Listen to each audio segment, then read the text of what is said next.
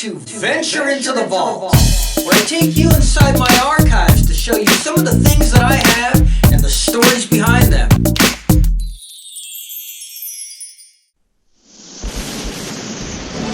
Yo, Joe! We'll fight for freedom wherever there's trouble. G.I. Joe is there. G.I. Joe, American hero. That's right, G.I. Joe, a real American hero, America's movable fighting man. But I'm not talking about these guys just yet. Am I going back 40 years for something just as metal? Like, say, this guy? No, I'm going back even further. All the way back to June 17th, 1942, where our story of G.I. Joe begins.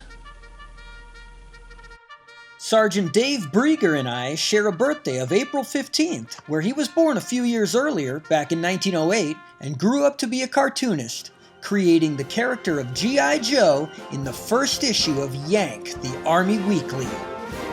A rebranding of his earlier self-referential Private Brieger comic strip from the pages of the Saturday Evening Post, G.I. General Issue Joe Trooper was a humorous look at life in the United States Army during World War II. Yank, the Army Weekly, was the most widely read magazine in the history of the United States military. Before long, the comic feature had become so widely known and world famous that the name G.I. Joe became the de facto term for the American foot soldier, the Army's everyman.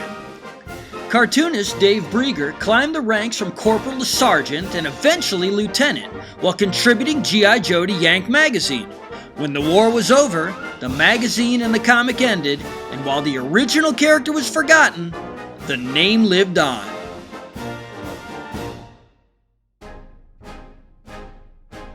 The first use we see of that name by another source was while his adventures in Yank were still in print.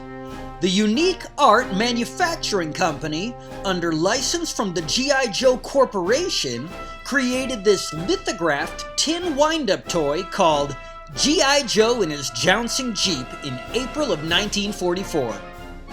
This was the very first G.I. Joe toy. In fact, it was a line of toys. A small line, though, because there was only one other edition by way of another tin wind-up toy called G.I. Joe and His Canine Pups.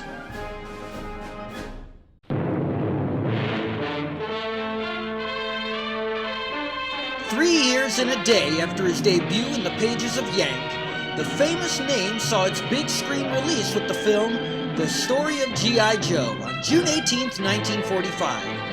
A tribute to the American infantrymen during World War II, the story is pulled from the columns of and told through the eyes of Pulitzer Prize-winning journalist and one of America's best-known war correspondents, Ernie Pyle.